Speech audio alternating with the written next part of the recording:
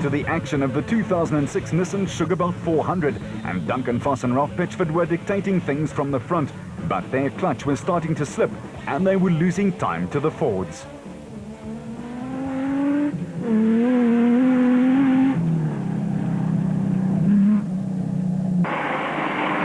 For Cronje and Birken, the end of the road was almost there. And Francois Jordan was pleading for them to help him out of a tangle. Luckily, Cronje had enough power to pull him out, a very sporting thing to do. As for Woolridge and Schultheimer in the 4-litre Ford Ranger, they were piling on the speed and the pressure, and probably not in that order. After their kind deed, Cronje and Birken finally had to call it a day. Pull up to the right, pull up to the right.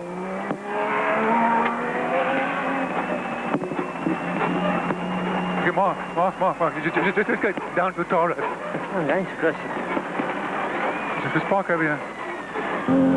And the former champions Woolridge and Schultheimer ploughed on and passed to record the fastest time of the next loop. For the stricken Toyota Castrol pair, there was just heartbreak and an engine that needed repairing. The engine is gone.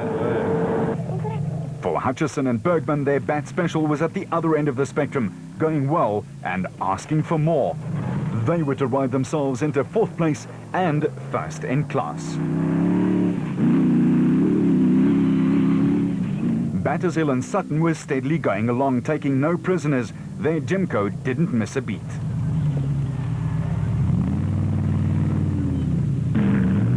Gibson and Brown were also up into the top 5 after starting 11th at the prologue. It was a phenomenal drive.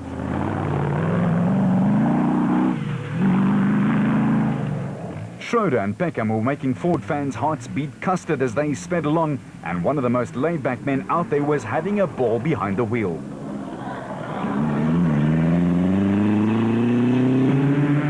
The De Brains were piloting their Toyota Hilux 2.7 to a very good clocking, but Lady Luck would also turn her back on the brothers. Richard Schilling in the Plastotech Nissan 3.3 had 2 flats but battled on regardless. What's another tyre between friends?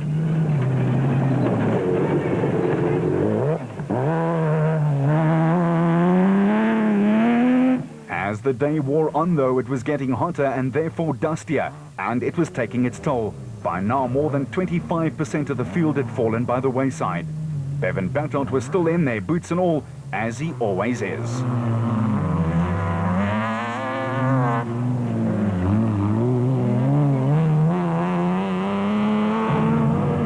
Gary Campbell in his Mighty Mag was the first solo driver out there, just outside of the top 20.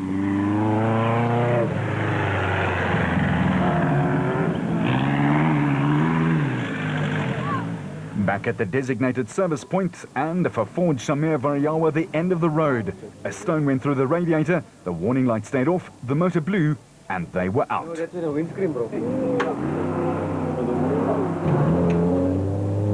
The red Nissan Wave, though, was still rolling, and despite missing some bodywork, Duncan Voss and Ralph Pitchford were right in the thick of things, but they clearly had some experience. You have to stay on the right route. Extremely slippery. We're just taking it very easy to try and stay on the track, because if you go off the track, you're in big trouble. So we're just hanging in there.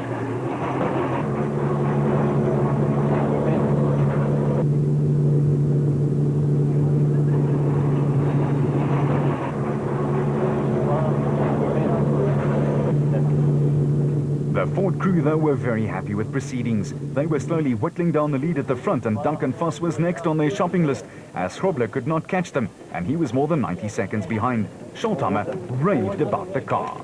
The car's great. Just taking it easy. Well, we're not taking it easy, but just using our tactics, which we decided last night. And look, we're second now, so there's only one to go. No punches, route no problem? No problem. A few of the places were very tight and the marking could have been a little bit better, but it's racing, you know. Indeed, and for Grobler there was that mishap which the Good Samaritan Cronje effected. A little bit of a mishap. We slid off the road in the wet, and luckily Mark Cronier, I think they were busy retiring, and they came past and they helped us quickly out of the ditch. The other big mover on the first 2 loops was Hutchison, who made up bucket loads of time. Sort of second, Brandon's had a little bit of I think a CV problem, so we got past him. It's been very, very technical, very tight, very wet and slippery, so it's taken a lot of concentration, so it's been a very difficult lap. But we've made it to the end of the lap, so 1 more to go. But all is good, the car's still good. We're still confident. We must just keep our head and go and do the next 2 laps. And that was the key in the sugarcane and dust. Keep your head. For Terence Marsh, it was taxing. They lost their brakes and he was riding the clutch for all it was worth. Struggling, we lost brakes on the second loop, so some hell-raising moments. We really tell a few stories afterwards, but very difficult from a navigation as well as a driver point of view. The margin of error is small, so we've limped in the second lap. The guys are bleeding the brakes now, whatever it is. It's as tough as I always know Sugarbelt to be, so some hard work ahead of us, but we'll keep it going. For Toyota's Bevan Berthold, it was even worse. Almost a case of, look ma, no hands, and he had all his days slowing the SP car down. It was jammed at 5,000 revs per minute. The Super D is unbelievable. We're really enjoying it. We're having to get into it because we had a bit of accelerator cable jamming on from the mud, and it's stuck at 5,000. So when you try to slow the car down, when you're going so fast, it carries on going. So we overshot into a ditch and sat there for quite a long time. Luckily, Jurgen de Bruin helped us out. And just having to concentrate very hard with the accelerator jammed on. But hopefully they can fix it now, and then we can start again and go and avoid, Otherwise, it's going very well. It's a beautiful car. In the Clint Gibson and Michael Brown camp, there was joy as they picked up a lot of places and were in contention for a podium finish. We have. I think we picked up, we started off I think in 9th position in Sandmasters and 3rd overall now, so we picked up 6 positions, which is not too bad. Yeah. How are you guys managing to pass everybody? It seems a bit of tight stuff out there. I think it's the reliability of the car and obviously the driver. We've had a lot of luck, and it's enabled us to obviously get the positions that we need, yeah. The Weichouts wondered about their choice of tyre, but their main aim was just to get the car and its inhabitants to the line in one piece. Yeah, no, it's going very well. The route's a bit tough and a bit slippery. I don't know if we got the right tyres on for this route, but it's going well. Just got to hang in there and try and finish the race today. It's going very well. Strategy from here on in? No, we just want to finish now. We're halfway now. We just want to keep the car together and hope we can finish the race for the day. Schroeder and Peckham were the other duo over 14 that had the other squads worried. Their car was going well, and so were they, even though it was blowing some thick black smoke. Back out on the 3rd loop, and Voss was steaming ahead. The Navarro was looking and sounding in great shape.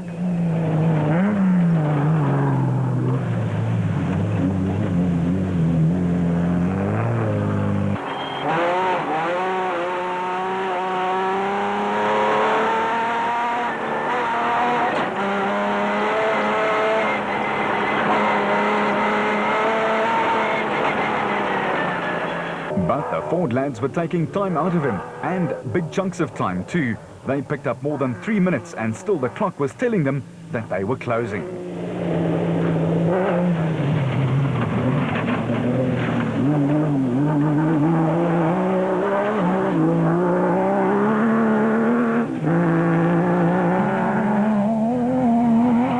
Krobler, in his controlled daredevil style, was 3rd, but try as he might, he could not close the 90-second gap that Woolridge and Schultheimer had eked out over him.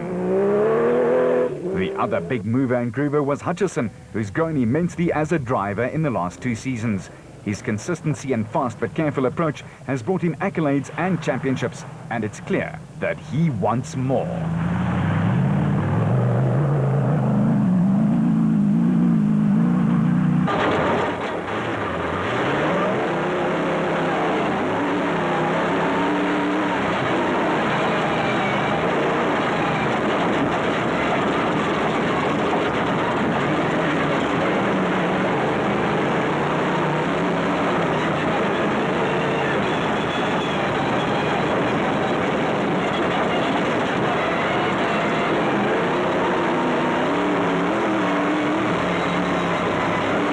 Someone else who was wired for success was William Battershill. He was on a mission, and his Jimco and his co-driver Reg Sutton were forming the perfect allies in nailing the big-name factory teams.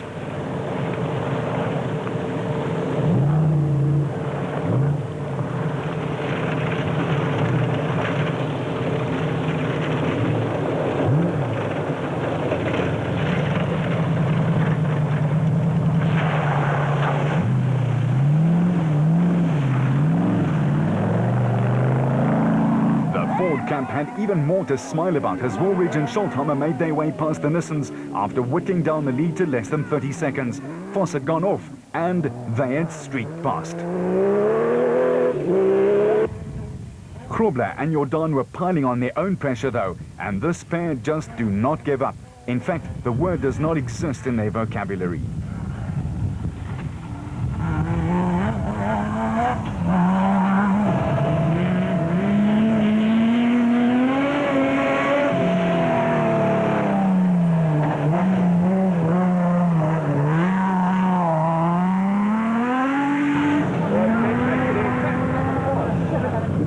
By now, the east and west loop had been churned up good and solid, and to identify cars, particularly the space frame cars, was a mission in itself.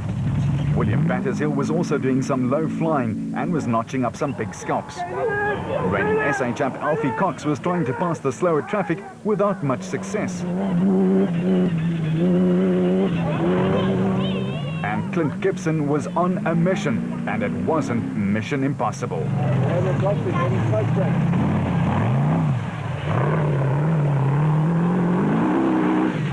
But for Ford, the Nissan Sugarbelt race was becoming a triumph. Schroeder and Peckham had battled their way into the top three, and the tall driver was delighting in putting the big names away. Marsh and Whitehouse were still being cautious, and this approach also paid off. The reigning Class A champion had battled brake problems, but had steadily moved into the top five. A superb show of patience. Alberts and Hunter in their Rapsa bat had gone from 5th to 6th in class, losing out to Marsh in the process.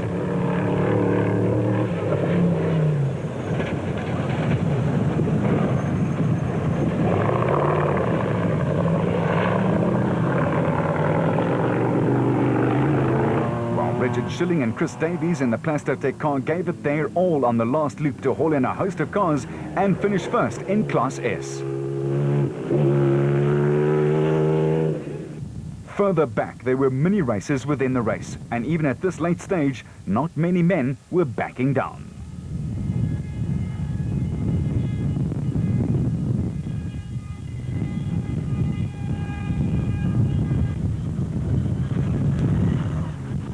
Bertoldt, known as a wild man at times, contained himself and brought the Toyota Castrol Hilux home in a fine third place in class and only 9 minutes off third place in the production vehicle category. The Van Krans, Rudy and Pierre in the Zarko Light also had one of the best drives on the last loop, and other than hitting a tree early on, they had a clean run and a top 10 place in the special vehicle class. In car with Corbett and Moore in the Nissan hardbody, and they would eventually take the second Nissan over the line to finish as the 4th SP class car.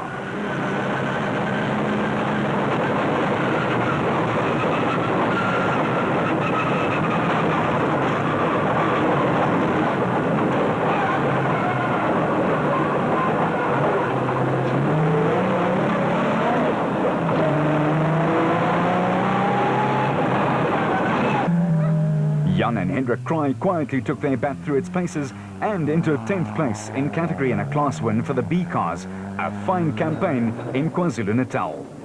While the Weigelt brothers Cliff and Louis kept plugging away to clinch the Class D win in 8 hours and 28 minutes.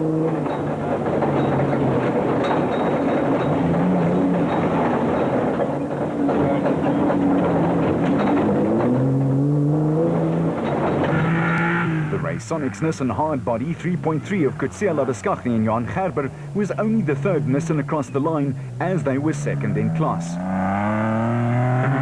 While the Moffats, Mark and Stewart's Bosel Toyota was only the second of this Japanese manufacturer's stable to cross the finish line.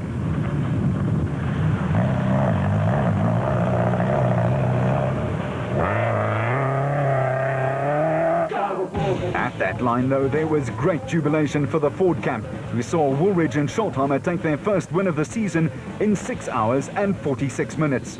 That gave them a winning margin of more than 4 minutes. It was tough out there, though.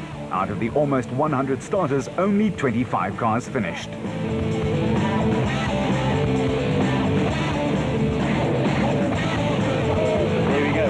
Second place, it looks like Hamas and the Nissan team. Yeah! Grobler and Jordaan's runner-up spot meant that they still maintained their lead in the championship points log, and it's an ominous sign for the other challengers.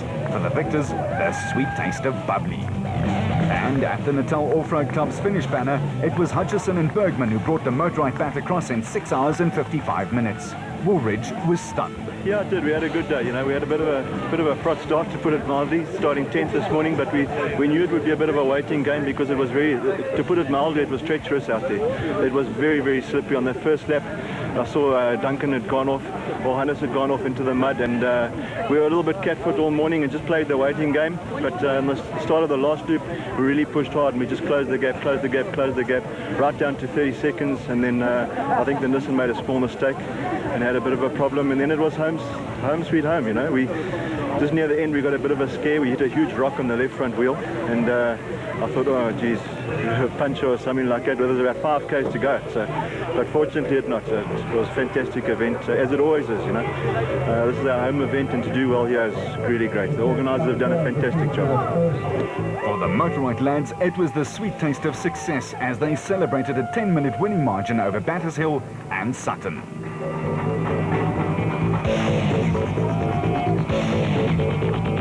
Fantastic. All they have to do is keep it running, keep it out of the horrible stuff, and don't break it. It's phenomenal. We had a fantastic day. I'm just very, very, very happy for my sponsor, Motorite. You know, to get an overall win like this early on in the season wasn't quite expected, but I'm very, very happy and I'm very proud of everybody at Motorite. We've had unbelievable support from them, and all the sponsors. It's just too many to mention. Artec, Infinity, CPD Print, Natra Freight, they've all been behind us now. This is the second year running, and we've managed to get a first overall, which is a huge success for us. We didn't expect it that early, as I said, but we're very happy and very proud, so well chuffed. And clearly, so was the Motorite crew. This one was truly a team effort. As for Hannes Grobler and his Nissan crew, they're in control and on top, and he'll be tough to beat to the championship in another 6 rounds' time. It looks like the 4 guys are very lucky here, you know. Duncan went off on the last lap and we had to stop and pull him out. So we lost another 5 minutes there. But yeah, we're second, and I think we're still ahead in the championship, and that's what we try to do today, you know, to keep the points rolling. Manfred Schroeder's ultra-steady hand and fine guiding by Jack Peckham shot them up the order, and they took 3rd in the production class overall and a win in Class E. I thoroughly enjoyed it. I mean, the bakkie for a little 2.5 litre diesel, it's amazing. And I mean, we didn't have one problem. We went as fast as we could for the first 2 laps, and then we backed off obviously the 3rd lap because there's nobody behind us. Yeah, I mean, to end up, I think we're 3rd overall and 1st in class, and we beat all the Class D guys. I mean, yeah, awesome day, very happy. Schilling was yet another happy customer. Happy, but judging by the signs, tired as well.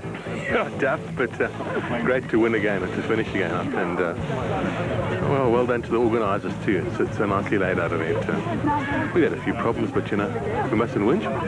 We're toppies and we've done it. We finished it and we enjoyed it. The Van Grans in their Technochairs Zarko were also overjoyed with their 9th place in the special vehicle category and a 3-minute 45-second win in Class B. No, we had a good time trial yesterday.